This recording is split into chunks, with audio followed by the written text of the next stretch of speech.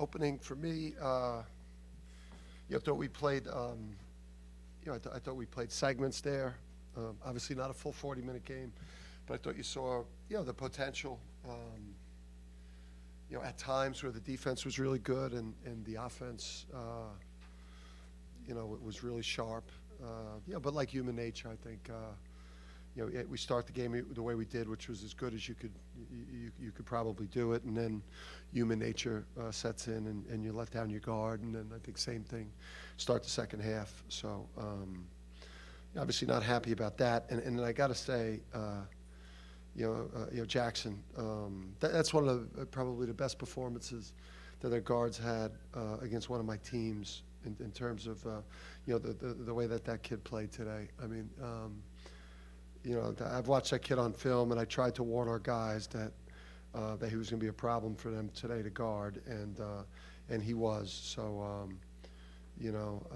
happy to get the win, obviously, but full 40 minutes, especially moving forward when we step up in weight class here soon. Dan, can you talk about Stephon Castle's game? He has a complete game from today and his progress? Yeah, he's still, we're still finding our way as a team. We've got our first six is a very talented group. There's, when you count Sampson off the bench there, so, these guys have to learn how to play off each other. Pick their spots to be aggressive and to attack, and we're still getting to know this team too in terms of how to best utilize these different pieces. But there's this potential right there. 17-8-5. I think probably the best thing maybe is the fact he went 7 for 7 from the free throw line. But I also didn't like the fact that he got picked in the backcourt like a player of his caliber. That's one of the best freshmen in the country, and an incredibly humble kid that wants to be coached. That should never happen to him. Good to saw some zone, press a little bit, maybe a few different combinations on the floor. Is it kind of good to different looks there? Yeah, from them, I think that that was a lot of zone, and I don't think that you're as prepared. I think last year they might have played a couple possessions of zone, so we weren't. Thinking that it was going to be close to a full game of it. It was a little frustrating the way we handled that 2-2-1. That was we pressure each other every day in practice, so it was surprising that we didn't attack that better. And we probably played more 1-3-1 today than we normally would. It was hard to pressure them because of they're basically playing 5 out and staggering centers, and there's a lot going on. So, they're very unconventional and actually hard to guard. You said after the last game, Dan, that the best thing you saw was the way Cam played. Was the best thing today the way Tristan took charge out there? Yeah, I think the way he started the game, he got us off to a fast start. And a guy's a national champion, a guy with multiple triple doubles, a guy that went for a huge game in the national championship game. I mean, that's kind of what he should do for us. So yeah, I mean, I was really pleased with that. I thought he made some real good defensive efforts. And then with Cam, I think my message to Cam is like, Cam's type of player. I think the best gauge for players is like when he's out of the game. I can't wait to put him back in the game. You feel that way about Alex. You feel that way about Cam. He hasn't gotten his three-point shot going yet, but he's had a huge impact on our offense. The way the ball moves, our intelligence, our game processing. How much has Tristan grown since the last year's season? Just the confidence level should be through the roof. I mean, he played maybe his best game of the season last year in front of 75,000 people, and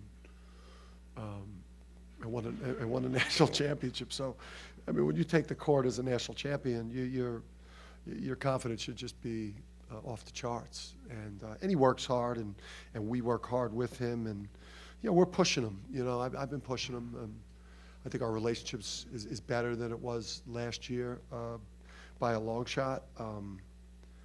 I have a lot more respect for the way he goes about his business. He doesn't have to have the same personality as me, but in his own way, he's got to continue to grow as a leader. I'm not worried about the production. I'm worried about just who's going to lead this team. Dan, it's important to not only win these games, but kind of win convincingly with the net and that kind of stuff in the background. What did you have me mic'd when I said the last 2 games when I've said to the officials, you can't ref these games to the score because of Torvak, Ken Palm? So that's a yes then. Listen, I think 2 things. Number one, it's you had those things are important, and you're trying to develop a mentality of quality, top quality and top execution, and full 40-minute game mentality. Obviously, the challenge in some of these games is, and these games are necessary. These games are important. We need to be able to play these young guys, these freshmen, get them minutes, let them build some confidence before we start playing these monster games. So yeah, there's a lot that goes into the final score. Coach, what do you think is the biggest sort of thing you can do in preventing Tristan from going into some of those lows he saw last year? I think we can't afford it is a good way. I think last year with Hawk and Andre and Adama and Joey and Naheem, that was a heck of a guys that if you don't have your A game, you can get by with a C minus. But with the way that this team is constituted, for us to go for the big things, and he's got to play at an all Big East level on a nightly basis, and he knows that.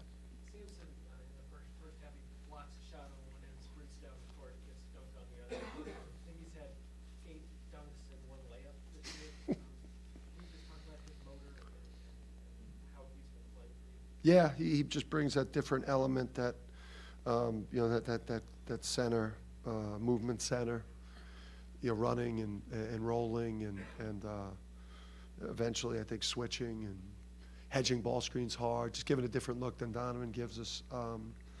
I was not, overall, I don't think it was a good performance. I thought that tandem, could have been better. Samson one defensive rebound. Donovan, I don't think I've ever seen Donovan go 8 for 15. So we got to get back. We really got to focus on our ability to dominate in the paint with those 2 guys. Could you talk about what you've liked from Jones for these first 2 games? I like the talent. I just like the talent he flashes. I think that's what we saw in recruiting.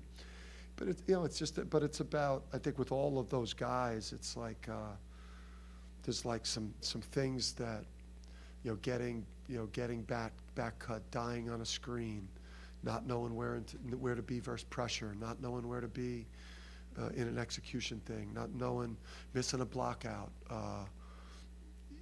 not knowing time, score, situation. Like there's just things that they've got to just grow up with so that we could get these guys out on the court more. Like we need, Solo, I think 16, 18, 20 minutes a game is what we're going to need from him in tough games, not blowout games.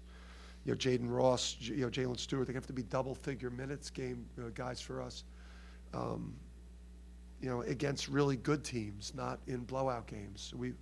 They've got to build that confidence in us, and then obviously, Haas. I mean, we need a much better Haas. We need a veteran guard off the bench that, he's a guy that I think is built to be a really good Big East guard, and we need him to play really good. Did you see what Donovan's double tackle scored? I think that might have been an overreaction. On his part? On everyone involved. Donovan, the other dude, we had a really good crew tonight. you know, I thought that could have just been a, hey, guys, stop. But, you know, he's got the most technicals now. We good? Thank you.